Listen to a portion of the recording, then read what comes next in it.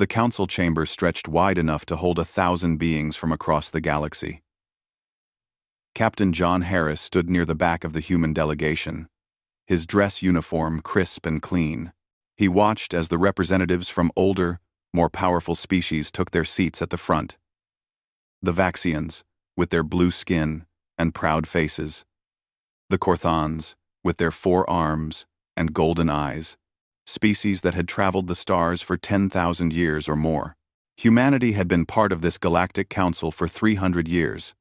3 centuries of being the young species, the new ones, the ones who barely understood how the galaxy worked. Ambassador Lisa Crawford sat in the human seat, 3 rows from the back, not at the important tables where real decisions were made. Harris had served under Crawford for 5 years now. He had learned that she never complained about their position. She simply smiled and waited. The council leader, a tall Vaxian named Cormath, raised his hand. The chamber fell silent. "We face a crisis," Cormath announced. His voice carried through the hall without any device. "The Ravager swarm has destroyed 3 more systems. 12 billion lives lost. They are moving toward the inner sectors." Murmurs spread through the chamber. Harris had read the reports about the Ravagers. They were like insects, but huge. Their ships were alive, grown from some terrible organic process. They ate everything: planets, stations, people. Then they moved on to the next system. "We must form a defensive line," Cormath continued. "Every member species must contribute ships. We will stop them at the Tertian system." A Korthan admiral stood up. His armor was covered in metals. "The Dominion will send 200 warships. We have fought threats like this before." Other species called out their contributions. The Vaxians would send 300 ships. The Pelians would send 150. Each announcement was met with approval and respect. Finally, Cormath looked toward the back of the chamber. "And what will humanity contribute?" Azur. As. The question hung in the air. Harris felt every eye turn toward their delegation. He knew what the other species thought. Humanity had maybe 100 modern warships in total. Most species had thousands. Crawford stood slowly. She smoothed her gray suit and smiled. "Earth will send 40 vessels to the defensive line. They will hold their assigned position." Silence. Then, barely hidden laughter from some of the delegations. A Vaxian commander spoke up, not bothering to hide his amusement. 40 ships? Against the swarm that destroyed the Pelian Third Fleet? Crawford's smile never wavered. 40 ships. We will be there. You'll be killed, another voice called out. But I suppose it's brave that you're willing to try. Cormath nodded. Humanity's contribution is noted. 40 vessels will take position at Sector 7 of the defensive line. He paused. We honor your courage, even if your capabilities are limited. The meeting continued. Battle plans were discussed. Supply lines were organized. Through it all, the human delegation sat quietly. Harris noticed that Crawford took notes, but said nothing more. When the meeting ended, Harris followed Crawford back to their ship. The Horizon's Edge was a modern human vessel, sleek and fast. As they walked through the docking bay, Harris saw the ships from other species. They were huge. Some were 5 times the size of the Horizon's Edge. Inside the ship, Crawford went straight to her office. Harris followed. Once the door closed, he spoke. Ambassador, with respect, 40 ships won't make any difference. The Council knows that. They're putting us in a position to be destroyed first. Crawford poured 2 glasses of water. She handed one to Harris. They are. Then why did you agree? We could have asked for a support role. Supply runs. Medical ships. Because they expect us to know our place, Crawford said. She moved to the window and looked out at the stars. They expect us to be grateful for any role we're given. Dooning? Harris frowned. I don't understand. Crawford turned to face him. John, How long have you served in the defense fleet? 15 years. And in all that time, have you ever been to the outer Sol system? Past Jupiter? Harris shook his head. Those are restricted zones. Archaeological research sites, I was told. Archaeological? Crawford smiled. That's what we tell everyone. She walked to her desk and pulled up a file on her computer. The security clearance level made Harris's eyes widen. What I'm about to show you is classified at the highest level. Only a few thousand people in all of humanity know this. She turned the screen toward him. Harris saw images of ships, but these weren't like any ships he had ever seen. They were huge, angular, covered in armor plating. They looked old, ancient, like something from Earth's history. What are these? Harris asked. Insurance, Crawford said. When humanity first went to the stars, we thought we were alone. For 200 years, we built ships, expecting that someday, something hostile would find us. We built them strong. We built them to last. We built them to fight when outnumbered. Harris stared at the images. How many? 87 capital ships, 300 support vessels, all over 300 years old, all hidden in the outer system, maintained by automated stations. Waiting. Why keep them secret? If we have this kind of firepower, the Council would respect us.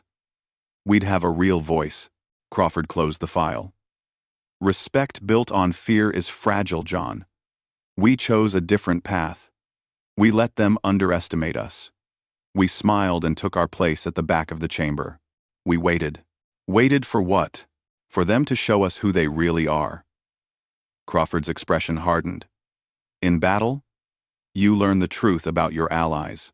When the Ravagers come, we'll see if the Council races stand together. Or if they run and leave the weak to die. Harris felt cold. You think they'll abandon us? I think they'll try to use us as a shield. 40 modern ships with brave crews. Buying time for the important species to escape. Crawford met his eyes. But they don't know what we've been hiding. And when they run, when they leave us to face the swarm alone, we'll show them what humanity really is. She walked to the door, then paused. Send a coded message to Admiral Kyle Bennett. Tell him to begin preparations. Use the phrase, autumn is coming. Harris knew that name. Bennett commanded the Outer System defense grid. Or at least, that's what the official records said. He'll know what it means? Harris asked. He's been waiting for that message for 30 years, Crawford said. The Heritage Fleet hasn't moved in 3 centuries. But when the time comes, the old guard will wake up, and the galaxy will remember why humanity survived alone for so long. She left the office. Harris stood there, looking out at the stars. Somewhere out in the dark, ancient warships waited. Ships built by humans who thought they might be the only intelligent life in a hostile universe. Ships that had never fired their weapons in anger. He wondered if 40 modern ships could hold long enough. He wondered if the plan would work.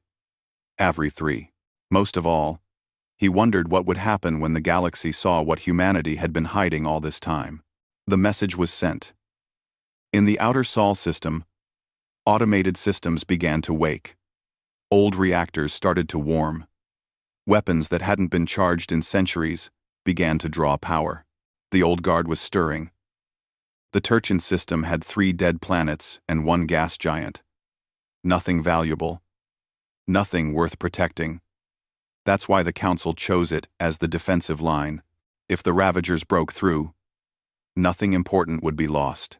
Captain John Harris stood on the bridge of the horizon's edge and watched the fleet assemble. 200 ships from the Council races formed a wall across the system. Vaxian dreadnoughts, each one carrying enough firepower to crack a planet. Corthan carriers with fighter wings numbering in the thousands. Pelion cruisers with shields that could stop almost anything. And 40 human ships. Small. By comparison. Newer designs. Faster and more efficient than the Council ships. But lightly armed. They took their position at Sector 7, the left flank of the defensive line. Lieutenant Commander Ryan Blake stood at the tactical station. He was young, only 26, but he had sharp eyes. "Captain, the Vaxian Admiral is broadcasting." Harris nodded. "Put it on screen." Admiral Vorthen appeared. He was old for a Vaxian. His blue skin faded to almost gray. His uniform carried medals from a dozen wars. He looked at the camera with barely hidden contempt. "Human vessels, you will hold Sector 7. When the Ravagers attack, you will maintain position until we give the order to retreat. Do you understand?" Harris felt his jaw tighten. "We understand, Admiral. We'll hold our position. See that you do. Try not to die too quickly." Vorthen cut the transmission. Blake turned from his station. "Sir, did he just—" "Yes," Harris said quietly.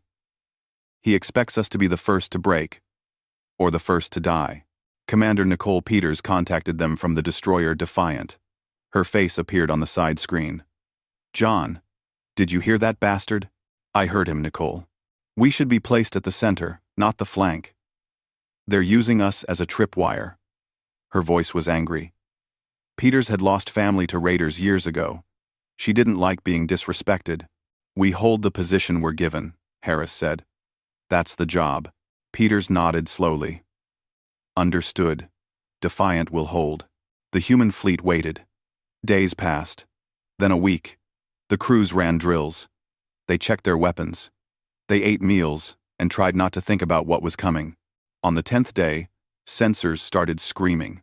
Blake's hands flew across his console. Contact. Multiple contacts. Emerging from hyperspace at the edge of the system. Harris leaned forward. "How many?" "Counting. 200, 300, 400. Blake's voice rose. "Captain, there are over 500 signatures. The swarm is twice as large as intelligence predicted." On the main screen, they appeared. The Ravager ships didn't look like ships. They looked like living things. Huge organic masses covered in spines and teeth. They moved through space like sharks through water. Hungry. Endless. Admiral Vorthen's voice boomed across the fleet channel. "All ships, engage at maximum range. Fire at will." The Council fleet opened fire. Energy beams lanced across the void. Missiles streaked toward the swarm. Explosions bloomed in the darkness. The Ravagers died by the dozens. But there were so many. For every one destroyed, 2 more took its place. They crashed into the defensive line like a wave hitting a wall. The Pelion ships on the right flank broke first. Their shields failed under the assault. 3 cruisers exploded in brilliant flashes. The Pelion Admiral called for support. The center held. The Vaxian dreadnoughts were tough, their weapons powerful. But the swarm kept coming. They didn't care about losses. They only cared about feeding. At Sector 7, the human fleet faced 50 Ravager ships. The odds were not good. "All ships, focus fire," Harris ordered. "Target the largest ones first. Ryan, give me a firing solution." The horizon's edge shook as its weapons opened fire. Railguns spat metal at incredible speeds. Energy beams cut through Ravager armor. Around them, the other human ships did the same. They destroyed 10 Ravagers, then 15. But more kept coming. A massive Ravager, larger than a dreadnought, smashed into the human cruiser, Vigilant. The ship's hull crumpled. Atmosphere vented into space. The Vigilant fired its engines at full burn, trying to push the creature away, but it was too late. Both ship and Ravager exploded together. "Vigilant is down," Blake reported. "We've lost contact with the Archer and the Steadfast." Heavy damage across the fleet. Harris gripped his chair. They had been fighting for 20 minutes. 20 minutes, and they were already down to 37 ships. Then Admiral Vorthen's voice came across the channel. "All Council ships, fall back, retreat to secondary positions. Fighting withdrawal, pattern Delta." Harris watched his screen. The Vaxian ships were turning away. The Korthans were already moving out of the system. The entire Council fleet was running. "Captain, we're receiving the withdrawal order," Blake said. Harris stared at the screen. The Ravager swarm was still coming. If someone didn't hold them here, they would catch the retreating fleet. They would destroy everything. "Captain?" Blake asked again. Harris thought about Crawford's words. About the plan. About what humanity had been hiding. "Send a message to Admiral Vorthan," Harris said. "Tell him negative. We're not retreating." Blake's eyes went wide. "Sir? You heard me. Send it." The message went out. On the main channel, Vorthan's face appeared. He looked furious. "Captain Harris, you will obey the withdrawal order immediately." "Negative, Admiral. We're holding this position. You'll be slaughtered. I'm ordering you to retreat." Harris felt calm. Strangely calm. "We're not under your command when you abandon the line, Admiral. The human fleet will hold." Vorthan stared at him for a long moment. Then, something like shame crossed his face. He cut the transmission. The Council fleet jumped away. Their hyperspace signatures flashed and faded. The defensive line was broken. The human fleet was alone. Harris stood up. "Ryan, send a coded transmission. Maximum encryption. Authorization. Harris. 7 Alpha." "What's the message, sir?" Harris took a deep breath. "Protocol Omega. They've abandoned the line. Wake the old guard." Blake sent the message. It shot across space faster than light, carried by quantum relays, toward the Sol system, toward the outer planets, where no one was supposed to go. "Message sent," Blake confirmed. "Good." Harris sat back down. "All ships, calculate fighting retreat vectors. We're going to lead them deeper into the system. Make them chase us." Nicole Peters' voice crackled over the channel. "John, what are we doing? We can't win this." "We don't have to win," Harris said. "We just have to buy time. Help is coming." "What help?" "We're alone out here." Harris smiled. "We've never been alone, Nicole." "Not really. Just keep your ship moving and trust me." The human fleet fell back slowly. They fired as they moved, making the Ravagers pay for every meter of space. The swarm followed, drawn by the human ships like sharks to blood. Behind them, racing across the dark between stars, something was coming. Something old. Something that had waited 300 years to be needed. The Heritage Fleet was awake. In the outer Sol system, massive engines that hadn't fired in centuries came to life. Reactors older than most governments began to hum. Weapons designed by humans who thought they stood alone in the universe charged for the first time in 300 years. Admiral Kyle Bennett stood on the bridge of the Vengeance of Terra. The ship was 400 years old. It had been built in an era of fear and preparation. Every system was redundant. Every bulkhead was reinforced. Every weapon was designed for one purpose: to destroy anything that threatened humanity. "All ships report ready," his second-in-command said. Bennett looked at the fleet around him. 87 warships. Old. Scarred. Ugly by modern standards. But strong. So very strong. "Set course for Tertian," Bennett ordered. "Maximum speed. Our people are fighting alone." The Heritage Fleet jumped into hyperspace. They were coming. Captain John Harris had been fighting for 6 hours. The horizon's edge was damaged. Hull breaches on 3 decks, port engine at 40%, shields failing. Around him, the human fleet was down to 23 ships. They had led the Ravager swarm deep into the Tertian system, past the dead planets, past the gas giant. Every minute, they lost ground.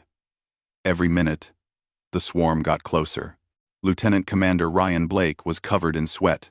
His console sparked where a power surge had blown through it. "Captain, the Defiant is reporting critical damage. Commander Peters says she's lost main power." Harris cursed under his breath. Tell her to go to emergency batteries. Keep moving. Sir, we can't keep this up much longer. We're going to... Blake stopped. He stared at his console. His face went pale. What is it? Sir, I'm picking up energy signatures. Massive ones. Coming out of hyperspace. Harris felt his heart pound. How many? Multiple contacts. They're not Ravagers. The signatures are different. Old. Really old tech. Blake looked up. Captain, there are dozens of them. Put it on screen. The main viewer changed. Harris saw the edge of the system. Space rippled as ships emerged from hyperspace. First 10. Then 20. Then 50. They kept coming. But these ships weren't like anything the galaxy had seen in centuries. They were huge. Longer than Vaxian dreadnoughts. Wider than Corthan carriers. Their hulls were gray and angular, covered in thick armor plating. No sleek curves or elegant designs. These ships were built like weapons. Like hammers meant to break anything in their path. Harris saw the names painted on their hulls in faded letters. Vengeance of Terra. Retribution. Iron Will. Undaunted. Names from Earth's history. Names from the era when humanity thought they stood alone. My God, Blake whispered. What are those? Before Harris could answer, a transmission came through. The voice was calm and cold and filled with absolute certainty. Council Fleet. This is Admiral Kyle Bennett of the Earth Defense Force Heritage Fleet. We have the line. We've always had the line. On the screen, the old warships moved into formation. They didn't move like modern ships. They moved like fortresses. Slow. Deliberate. Unstoppable. The lead ship, the Vengeance of Terra, was massive. Its hull showed scars from old battles, from testing, from 400 years of existence. Gun ports ran along its sides. Missile tubes studded its spine. At the front, massive cannons, large enough to fire a small ship, jutted out like the tusks of some ancient beast. Commander Laura Mitchell stood on the bridge of the Vengeance. She was 53 years old. She had trained for this moment her entire career. She had studied tactics from Earth's old wars, the World Wars. The conflicts when humans fought humans with simple weapons and determination. All batteries report charged, her weapons officer said. Commander Dan Foster was older than Mitchell, one of the few people who had spent his whole career in the Heritage Fleet, maintaining ships that might never fight, until now. Target the swarm, Mitchell ordered. Main guns. Full spread. The Vengeance opened fire. The sound inside the ship was like thunder. The massive railguns fired depleted uranium slugs the size of cars. They shot them at a significant fraction of light speed. No fancy energy beams. No complex missiles. Just metal and physics and 400 years of engineering. The slugs hit the Ravager swarm like the fist of God. Ravager ships didn't just die. They exploded. They came apart in pieces. The slugs punched through their organic armor like paper. One shot. One kill. Sometimes, one shot killed 2 or 3, if they were close enough together. Around the Vengeance, the rest of the Heritage Fleet opened fire. Nuclear-pumped plasma cannons, superheated matter to temperatures matching the sun's core. Antimatter torpedoes, technology modern ships didn't use because it was considered too dangerous, streaked across space and erased Ravagers from existence. Mass drivers threw tungsten rods at speeds that turned kinetic energy into apocalypse. The Ravager swarm had faced many weapons in their existence. They adapted quickly to energy weapons. They evolved defenses against modern missiles. Their biology was flexible and fast to change. But these weapons were primitive, brutal, simple. The swarm had no defenses against rocks thrown really, really fast. They had no evolution prepared for nuclear fire or antimatter annihilation. Harris watched from the horizon's edge in shock. In 30 seconds, the Heritage Fleet had killed more Ravagers than the entire Council fleet had in an hour. Captain, Blake said, his voice filled with awe, Where did these ships come from? Home, Harris said simply. The Heritage Fleet advanced. They didn't maneuver like modern ships, dancing around threats. They moved straight forward like a wall. Their shields were different too. Modern shields spread energy across a wide area, flexible and efficient. The Heritage Fleet shields were localized, focused, designed to take punishment and keep taking it. A group of 50 Ravagers swarmed the Retribution, trying to overwhelm it. They crashed against its shields. They clawed at its armor. The Retribution just kept moving forward, guns firing constantly. When its shields finally failed, the Ravagers hit armor 3 times thicker than any modern ship carried. They barely scratched it. The Retribution's point defense cannons opened fire. Thousands of small rounds per minute, each one explosive. The Ravagers surrounding it were shredded. All modern fleet ships, fall back and regroup. Admiral Bennett's voice commanded. Heritage Fleet, advance and engage. Harris didn't need to be told twice. All ships, pull back to Rally Point Omega. Let the big boys work. The surviving human modern ships withdrew. They were damaged and tired and low on ammunition. But they were alive. The Heritage Fleet took their place. Commander Mitchell watched the tactical display on the Vengeance. The swarm was trying to flank them, to surround them like they did to the Council Fleet. But the Heritage Fleet had been designed for exactly this situation. Designed to fight when outnumbered. Designed to hold a line when there was nowhere to retreat. Carrier Group, launch fighters, Bennett ordered. The old carrier Indomitable opened its bays. Fighters streamed out. Not drones like modern fleets used. These were manned interceptors. Small craft with human pilots inside. Lieutenant Kate Morrison flew lead. She was 29 and had trained in simulators using combat data from Earth's old atmosphere fighters. She had studied tactics from the Battle of Britain, from Midway, from conflicts when humans fought in machines they could barely control and won anyway. All wings, engage at will, she said. Make our ancestors proud. The fighters screamed into the swarm. They flew patterns that modern combat AI said were inefficient. Too aggressive. Too risky. They got in close. Knife fighting range. Where their guns could tear through Ravager ships. When Ravagers tried to adapt, tried to predict their movements, the human pilots changed tactics. Improvised. Did things no AI would calculate. They fought like humans had always fought. With skill and courage, and a little bit of controlled insanity, the swarm began to break. The Ravagers had never faced this. They were used to modern fleets that fought from range, that retreated when damaged, that relied on technology. The Heritage Fleet didn't retreat. They advanced. They took damage and kept shooting. Their weapons were simple and brutal and absolutely devastating. On the horizon's edge, Ryan Blake was running calculations. Captain, the Heritage Fleet has destroyed over 200 Ravager ships in 15 minutes. Their kill rate it's incredible. Harris watched the old warships work. They moved like boxers, taking hits, giving worse, never backing down. He understood now what Crawford had meant.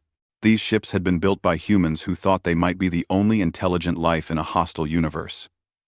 They had been built to survive anything, to fight anything. They had been built to win when victory seemed impossible. All ships, Bennett's voice rang out. Concentrate fire on the swarm center, break their formation, show them that humanity doesn't break. The Heritage Fleet focused their fire. The center of the swarm became a killing field. Ravagers died by the hundreds. The survivors tried to scatter, to escape. But the old warships pursued them. Commander Mitchell felt the Vengeance shudder as it took a direct hit. Alarms blared. Damage report. Hull breach, Deck 7. Armor held. Shields regenerating, Foster reported. Mitchell smiled. That's what you get when you build with 3 times the armor and twice the reactor power. Continue firing. The battle raged for another hour. But the outcome was no longer in doubt. The Ravager swarm, which had destroyed entire fleets, which had consumed worlds, was being systematically destroyed by ships older than most galactic governments. When it was over, the Heritage Fleet held position in the center of the Tertian system. Around them floated the debris of 400 Ravager ships. The swarm survivors fled into hyperspace. Broken and beaten, Admiral Bennett broadcast on all channels. "This is Admiral Kyle Bennett to all human vessels. The line is held. Well done." On the horizon's edge, the crew cheered. They had survived. More than that, they had witnessed something incredible. Harris sat in his chair and thought about the council races. They had fled. They had left humanity to die. But humanity hadn't died. Humanity had revealed what they had been hiding for 300 years. He wondered what the council would say when they learned the truth. Somewhere in council space, on the fleet that had abandoned the line, sensors watched in shock as data came in. Data showing that 40 human ships had become 100. Data showing weapons and tactics from another era, destroying an enemy that had seemed unstoppable. The galaxy was about to learn something new about the quiet species from Sol. Humanity had been patient. But humanity had never been weak. The Galactic Council chamber was in chaos. Representatives from 24 species shouted at each other. Accusations flew back and forth. The battle data from Tertion was being shown on every screen, and nobody could quite believe what they were seeing. Admiral Vorthan stood at the front, his blue skin darker than usual with shame and anger. The human ships were supposed to fall back with the rest of the fleet. They disobeyed orders. A Corthan representative slammed a four-fingered hand on the table. "They disobeyed because you abandoned them. You left 40 ships to die alone. We were outnumbered. A tactical retreat was the logical choice. And yet," another voice said quietly, "humanity won." 7. Silence fell across the chamber. Ambassador Lisa Crawford walked to the center of the room. She moved slowly, deliberately. Every eye followed her. "You left us to die," Crawford said. Her voice was calm, but it carried weight. "You ordered us to hold the line. Then you fled when the fight got difficult. You expected us to buy you time with our lives." Vorthan looked away. You thought we would be easy to sacrifice," Crawford interrupted. "Young species. Weak species. No real power. No real voice. Just 40 ships that didn't matter. In the grand scheme of things," she looked around the chamber. "But we held the line. And we won." A Vaxian counselor stood up. His name was Kelvin, and he was old enough to have voted on humanity's admission to the council 300 years ago.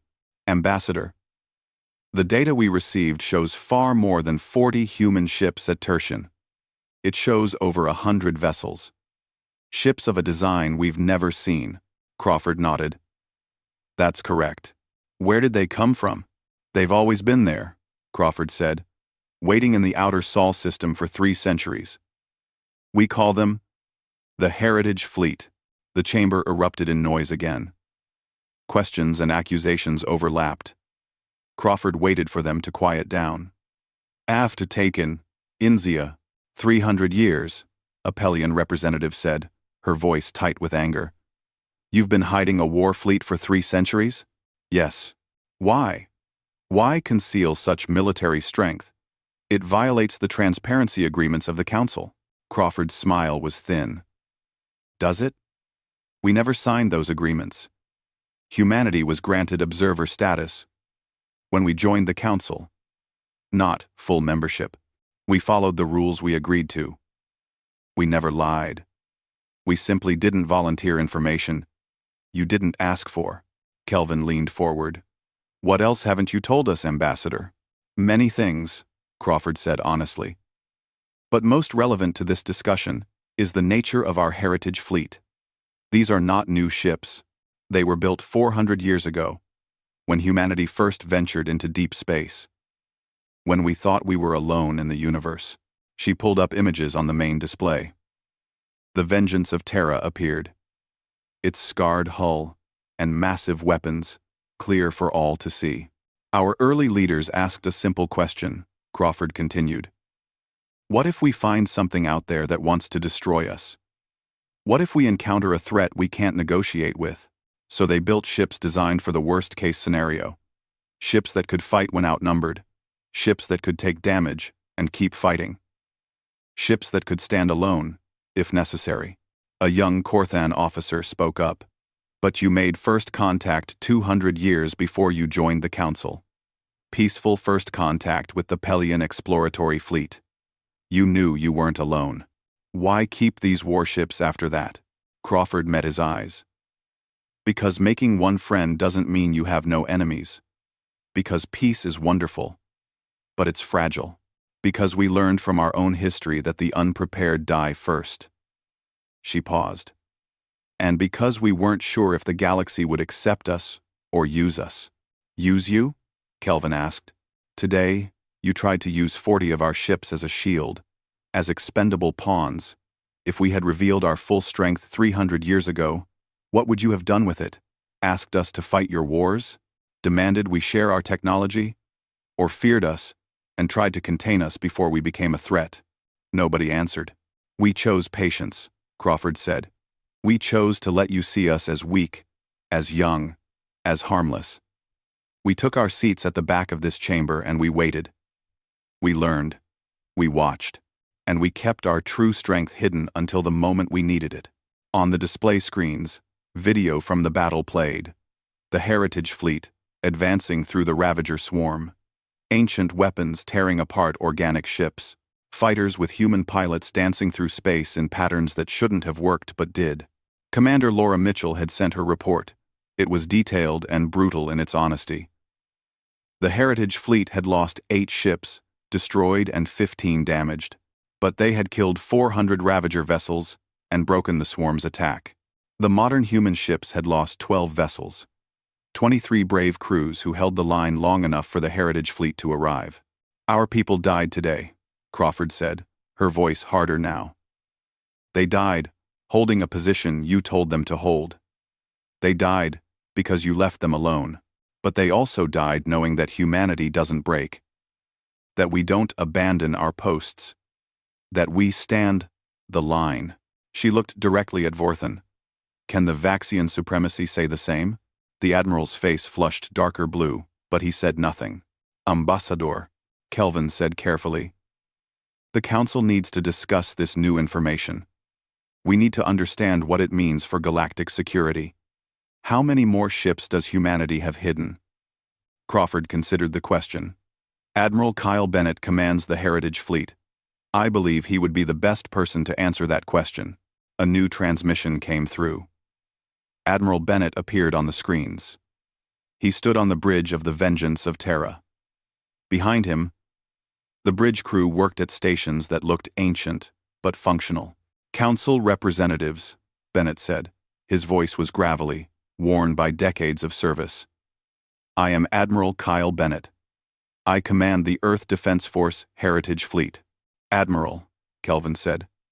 How many ships are in your fleet? Currently deployed at Tertian, 87 capital ships and 200 support vessels. The numbers sent another wave of murmurs through the chamber. And how many remain in reserve? Kelvin pressed. Bennett's face was unreadable. 47 capital ships. 300 support vessels. All within the Sol system. All maintained and ready for deployment if called upon. The chamber fell silent. The math was simple and terrifying. Humanity had over 400 warships. Ancient ships, yes, but ships that had just proven they could fight and win.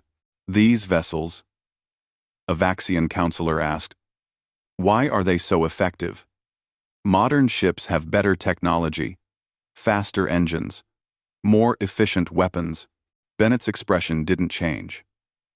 Modern ships are built for efficiency, built to be fast and elegant and cost-effective. Heritage fleet ships were built by people who thought they might face extinction. They're over-engineered, redundant systems, armor 3 times thicker than modern standards. Reactors twice as powerful as they need to be. Weapons that sacrifice efficiency for raw destructive power. He paused. They were built by humans who were afraid. And fear makes you careful, makes you prepare, makes you build things that last. Lieutenant Kate Morrison appeared on another screen. She was still in her flight suit, exhausted from the battle. Council members, I flew a fighter today. My interceptor is 400 years old. It has manual controls because when it was built, we didn't trust AI. It has physical backups for every system because we expected things to break. And it worked. She smiled tiredly. You want to know why the Heritage Fleet is effective? Because it was built by people who couldn't afford to fail.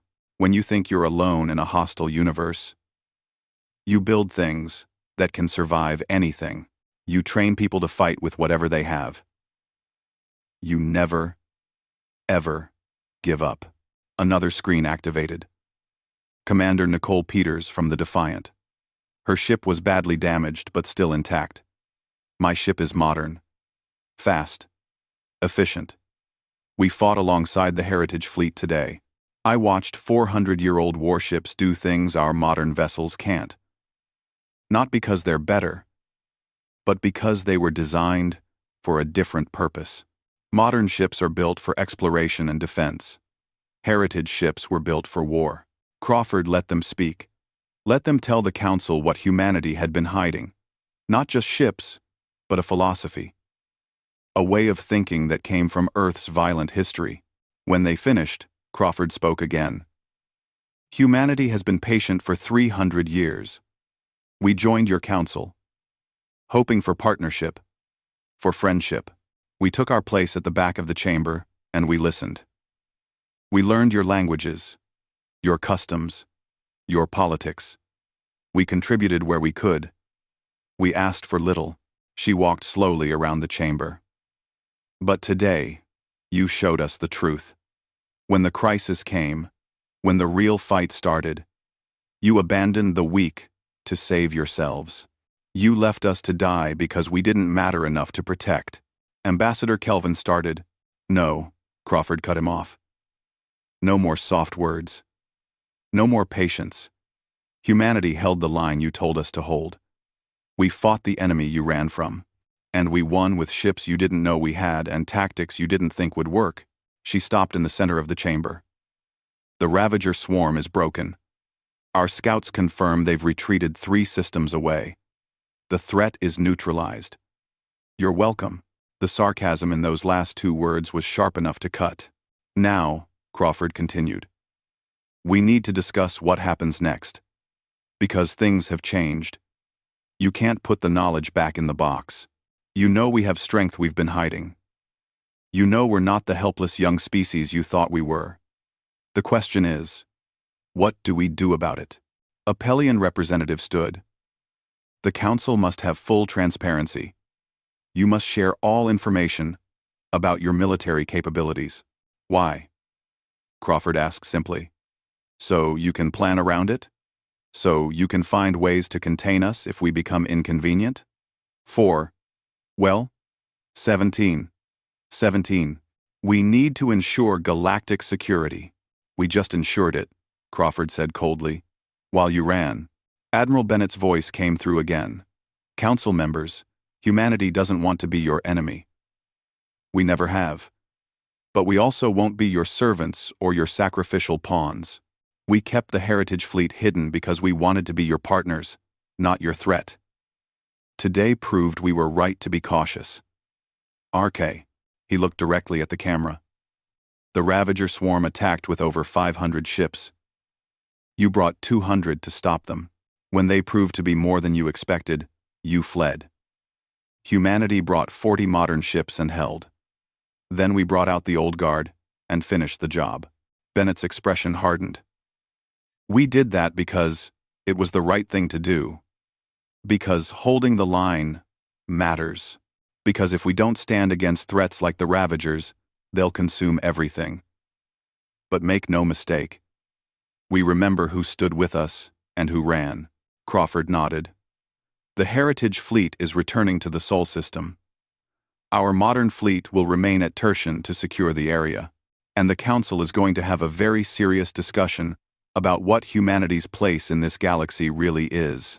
She looked at Kelvin, then at Vorthan, then at all the representatives watching. Because we're done being underestimated. The transmission ended. Crawford walked out of the chamber, leaving behind a council in turmoil and a galaxy that had just learned a very important lesson about the quiet species from Sol. 3 months had passed since the Battle of Tertion. 3 months of negotiations, arguments, and careful diplomatic maneuvering. The Galactic Council had called an emergency session, and the chamber was packed with representatives from every member species. Ambassador Lisa Crawford sat in the human delegation's usual spot, 3rd row from the back. She hadn't moved to a different seat, even though several council members had suggested it. She wanted them to remember where they had kept humanity for 3 centuries.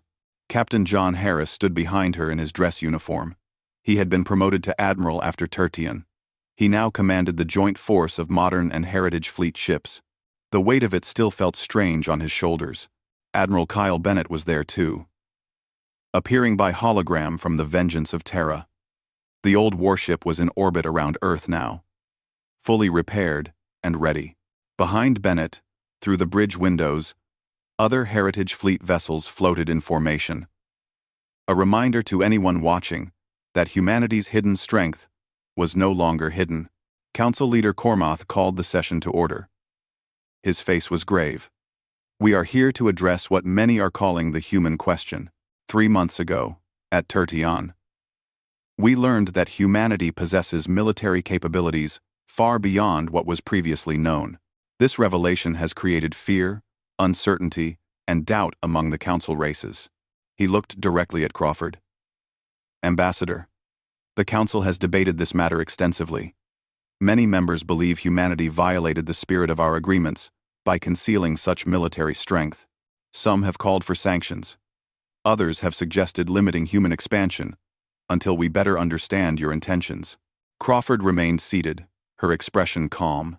However, Cormoth continued, and his voice softened slightly, we must also acknowledge that humanity held the line at Tertion when others did not. That your forces defeated an enemy that had routed our combined fleet. That your people died protecting a position we ordered them to hold, even after we abandoned them. He paused. The Council is divided. But we must make a decision about humanity's role in the galactic community going forward. Crawford stood slowly. May I speak? Please. She walked to the center of the chamber, just as she had 3 months ago. But this time, something was different. The representatives weren't looking at her with dismissal or contempt. They were watching her carefully, some with respect, some with fear, but none with the casual disregard she had endured for 5 years. Council Leader, representatives of the member species, I want to tell you a story. Crawford began. 400 years ago, humanity left Earth. We built ships and ventured into space with hope and wonder. We thought perhaps we would find friends among the stars, other species to share knowledge with, partners in exploring the universe. She looked around the chamber. But we also knew we might find something else. Something hostile. Something that would see us as prey or competition. So, our leaders made a choice. They would prepare for the worst, while hoping for the best. Crawford pulled up images on the display. Old construction yards in the outer Sol system, ships being built in secret, weapons being tested far from Earth. The Heritage Fleet was born from that choice. Every ship built with redundant systems. Every weapon tested until it was perfect. Every tactic designed for fighting when outnumbered and alone. We built a fleet that could protect us from anything the universe might throw at us. She showed images of first contact. The Pelion exploration ship meeting the human vessel, Endeavor. Both sides cautious. Both sides peaceful.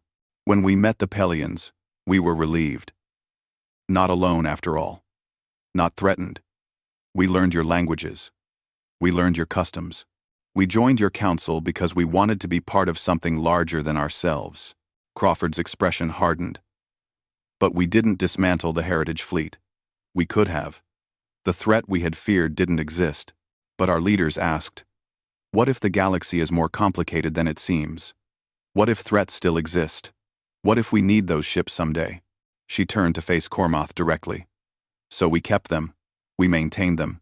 We trained crews in old tactics and old ways of fighting. We kept our true strength hidden, not as a weapon against you, but as insurance for ourselves. Because we learned from our own history that the unprepared die first. A Vaxian counselor stood up. It was Kelvin, the elder who had questioned her 3 months ago. Ambassador, I understand the logic, but hiding such military capability for 3 centuries creates a problem of trust. How can we trust that humanity won't use that strength to dominate others? Crawford met his eyes. You can't. Just as we can't trust that you won't abandon us again when the next crisis comes. Trust has to be earned, counselor. And broken trust has to be repaired. She looked around the chamber again. At Tertian, you left us to die. You made the logical choice, the tactical choice. Save the majority by sacrificing the minority. We understand that logic, but we also reject it. Her voice grew stronger. Humanity stood the line. Not because it was logical, not because we thought we could win, but because it was right. Because someone has to stand against the darkness. Because if we don't protect each other, then what's the point of any of this? Loath, Admiral Bennett's hologram spoke up. Council members, I've commanded the Heritage Fleet for 30 years. I've maintained ships that I thought might never fight. I've trained crews for battles they might never face. And I did it because I believed that preparation matters. That strength, held in reserve, is not aggression. It's wisdom. He gestured to the ships behind him. These vessels are old. By modern standards, they're inefficient. They use more fuel, more resources, more manpower than your sleek modern designs. But they work. And when the moment came, when everything was on the line, they were ready. Commander Laura Mitchell appeared on another screen. She was on the Vengeance of Terra with Bennett. I captain a ship older than some governments. Every day, I walk corridors that have been walked by 50 generations of crew. Every system on this vessel has been tested and retested. When we went into battle at Tertian, I knew my ship would hold, not because it was the best, but because it was built by people who couldn't afford failure. Admiral Harris stepped forward to stand beside Crawford. I commanded 40 modern ships at Tertian. We fought for 6 hours against impossible odds.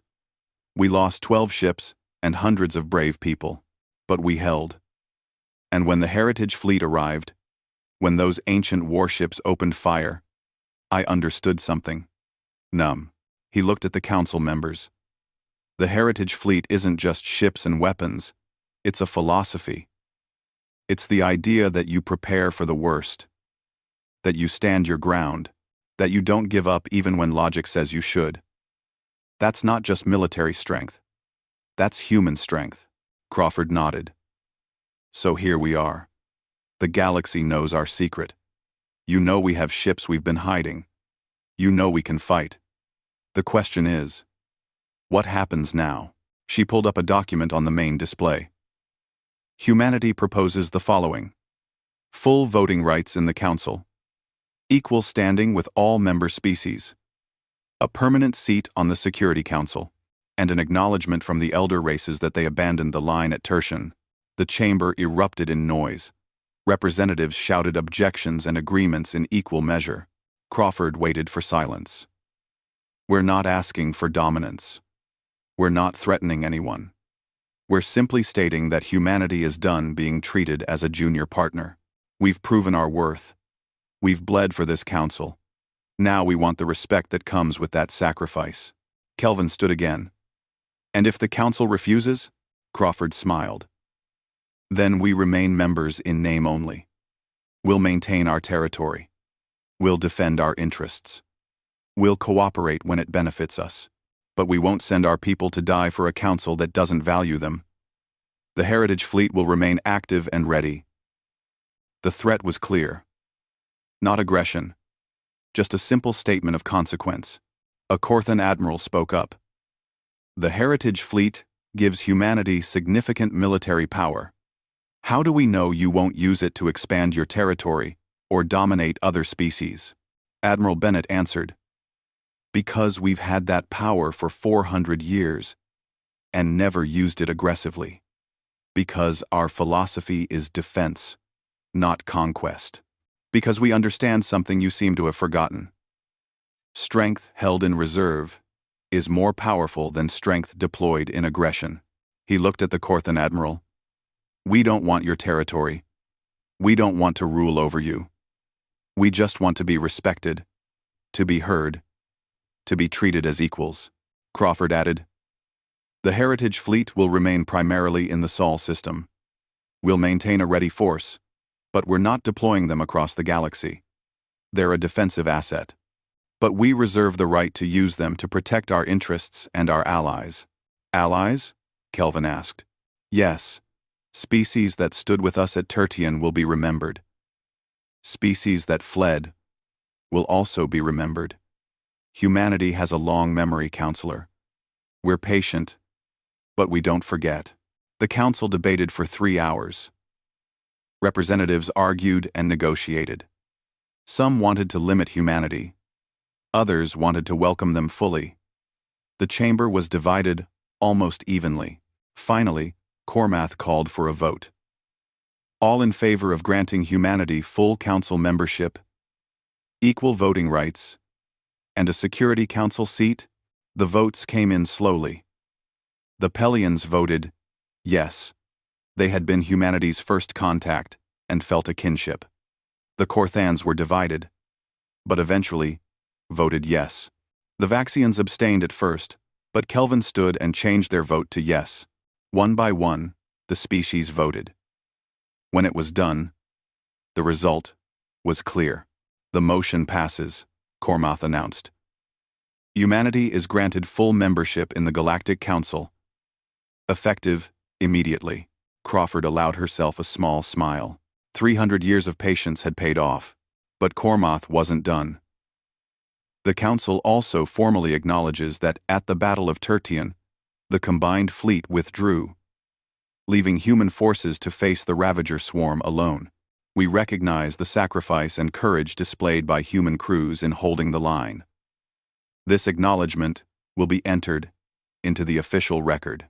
It wasn't an apology, but it was close. And sometimes, close was enough. The session ended.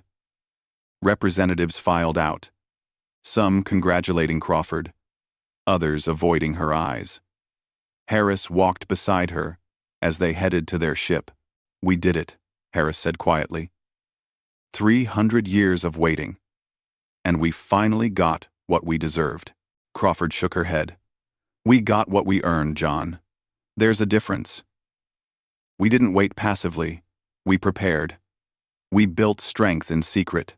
We proved ourselves when it mattered. That's not luck. That's strategy. They reached the docking bay where the horizon's edge waited. Through the windows, they could see Earth in the distance.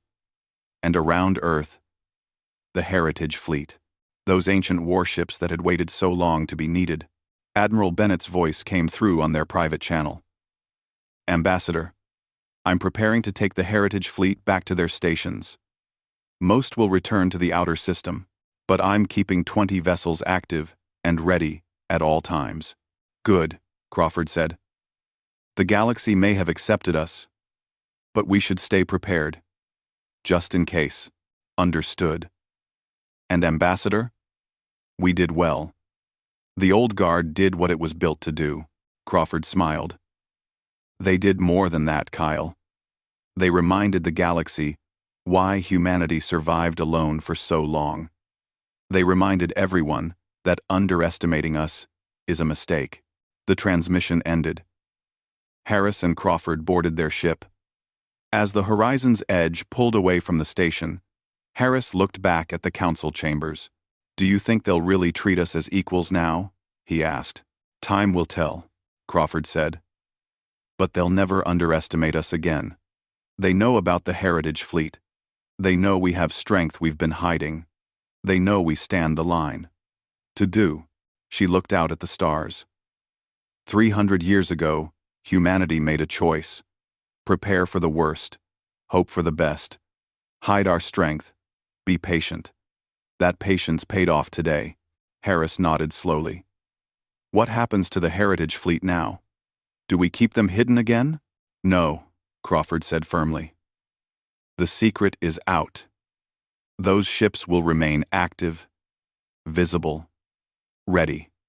Let the galaxy see them. Let everyone know that humanity keeps its weapons sharp and its guards watchful. Let them know we're not aggressive, but we're also not helpless. On Earth, in the outer system, in secret shipyards that weren't secret anymore, the Heritage Fleet waited. 47 capital ships, 300 support vessels. Old, scarred, ugly by modern standards, but ready. Always ready. Commander Laura Mitchell stood on the bridge of the Vengeance of Terra and looked at her crew. They had fought at Tertian. They had won against impossible odds. They had proven that old didn't mean obsolete. Stand down from combat status, she ordered. Return to ready status. Maintain patrol routes. The crew moved efficiently. They knew their ship. They trusted their systems. They were proud of what they had accomplished. Mitchell walked to the window and looked out at the stars. Somewhere out there, the Ravager swarm still existed, broken, but not destroyed. Somewhere, other threats waited. The galaxy was vast and full of dangers, but humanity was ready. The Heritage Fleet was ready, and the next time someone threatened Earth or its people, they would learn what the galaxy had just learned. Humanity could be patient. Humanity could be peaceful. Humanity could be diplomatic and kind, but humanity could also be dangerous. And when pushed, when threatened, when forced to fight, humanity would stand the line, always. The Vengeance of Terra turned slowly and set course for the outer system. Behind it, the rest of the Heritage Fleet followed. They would return to their quiet vigil. They would wait again. But now, the galaxy knew they were there. The galaxy knew what humanity had been hiding, and the galaxy would remember.